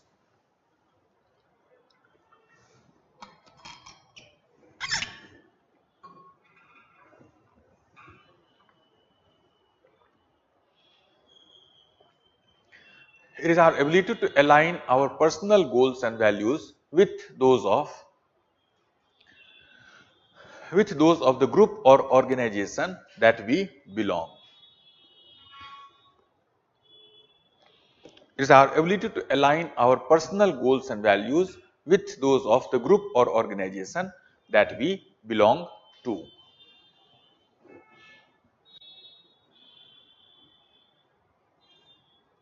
Group or organization that we belong to. So this is how we can define commitment in a very exact manner. The idea is that meaning of this definition is something like this. Suppose, for example, this is the set of all the personal goals and values that we have. We all have, as we have seen in our earlier classes, that we all have many personal goals in our life that, well, different, and we stand for certain values in our life, what we want to do in our life and how do we want to do that in our life, goals and values. Suppose, for example, this is your personal goals and this is your personal values, set of all of that. Now suppose you join an organization, you join a group, and every organization has its own set of values that it stands for and its goal. Why does this organization exist? What is the purpose of that organization and how to achieve that purpose? What and how, goals and values. Suppose, for example, this organization's value is something like this. Now, if there is, this is organizational goals and organizational values. Suppose there is a significant amount of overlap between the two. If that is the situation, then we will say that this person would be very high in commitment, because his personal goals and his organizational goals are aligned together. Both of them are more or less. So what he wants in his life and what the organization wants, more or less both are same. What he stands for and what the organization stands for, both of them are more or less same. So that is what we call the commitment, high commitment. Suppose for example there is another person whose personal goals are this and his organization goals are something less. Some amount of overlap is there, not much. Then we'll say that this person will be moderate in commitment. Or suppose this is the personal goal and that is the organization. There is very little amount of overlap, then this person would be low in commitment. And suppose for example this is the personal goals and that is the organization goal, then we will say this person will have no commitment at all. So this last one, fourth one, this person sooner or later either he will leave the organization or he will be kicked out of the organization. It is impossible for us to remain a part of an organization if we do not share our goals and values. Forget about organization, any relationship. You can never be in a relationship if, well, whether you talk about personal relationship, family relationship, friendship or organizational professional relationship. You can never remain in a relationship for long if you do not share your values with the other people who are a part of that relationship. Sharing of value is something that's a very important part of our, well, being a member of a committed relationship. That is the extent you share your personal goals and values with somebody else will determine your commitment towards that. So this is how we understand commitment. This is how we define commitment. Commitment, as we will see, is a very important competence in the modern organizational system, professional world. Because majority of the problem that the today's organization faces, it is almost always because of a lack of commitment. Just think of it. Let's talk about some problem. You know, today organization faces many problems like corruption, casteism, nepotism, strike, many such problem faces. Almost at the root of all these problems, it is the lack of commitment. How come? Think of it. Suppose for example, there is a person like this one. Now suppose he values money a lot. And suppose he joins civil service. What is the most important value of civil service? We'll talk about that a few days later. But here we can see public interest. Public interest is that value. Now in this case there is a conflict between his value, which is money, which is not the value of civil service, public interest. Now the moment this person will get an opportunity, he will try to earn money against the public interest. That is what we call corruption. So corruption is a lack of commitment in that sense, or anything. Suppose for example this person values his caste a lot. Some people value their caste a lot. He values his caste a lot and he joins civil service. The moment he will get an opportunity, then he will try to help a member of his own caste, which is against the value of civil service, public interest. Neutrality, we will talk about these values in our later class. What are the values of civil service? So in this case you can say that this is what we call the casteism. He values his personal relationship more than the public interest. He will like to help his friend or family members against the civil service value. That is what we call the nepotism. So almost any problem that you can think of in an organization, it is almost always because of a lack of commitment. That people have their different set of value and they join an organization where values differ. That creates a problem of commitment. So because of this point, this definition of commitment itself, you can see that commitment is a very important competence for your case study part. Because every year they might ask a case study in which commitment will be the most important part of your answer. That you can say, given a question like you are posted as a head of an organization and you can see and you find there that lots of problem happening, lots of corruption is there, small petty corruption and all. And as a senior officer, how can we handle all these problems? We have to understand most of these problems occur because of a lack of commitment. So that is how you can say you have to understand that, and this is how we can find a solution to such problem. So this competence is important for your paper section 1 direct question, but more important for your case study section B of your question. So that is how this topic is so important. So next important thing that we will briefly like to talk about is, write down further, the people who are high in this competence. People who are high in this competence, number one, the people who are high in this competence, number one, but well, that number one we'll talk about after a break. So after the break, we'll talk about the important characteristics of commitment, and then after, on the basis of that, we'll discuss how to increase commitment in an organization. That we'll talk about after the break.